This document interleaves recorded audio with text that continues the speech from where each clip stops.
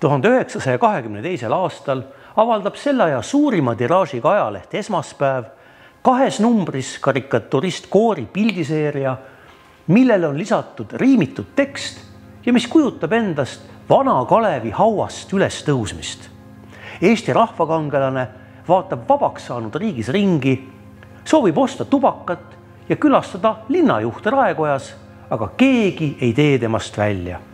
Nii poesellid kui linnaisad mängivad ennast unustavalt jalgpalli.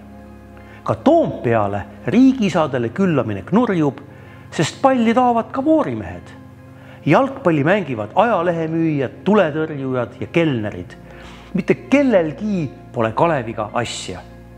Nüüd haarab Kalev Ülemiste järvest lindakivi ja virutab selle võimsa hoobiga läbi Viru väravate ja kõik muutub.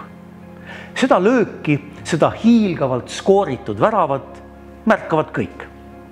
Viimase pildi all olevad read võtavad juhtunu kokku.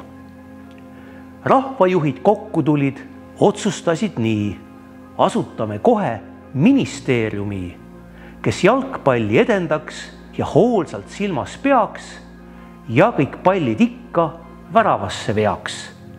Jalgpalliministriks määrati siis Kalev, hiigla rõõmul hõiskas küla, linn ja alev. Selle loo moraal on selge. Ühest küljest on tegemist huumoriga. Teisalt tabab karikaturist Koori hiilgavalt ära ajastu vaimu, milles on jõuliselt esile tõusnud jalgpall, millest juba on saanud publikurohkeim spordiala Eestis. Rahvuseepose Kalev jalgpalliministrina on ka läbi huumoriprisma üpris võimas kompliment Eesti jalgpallipositsioonile ühiskonnas.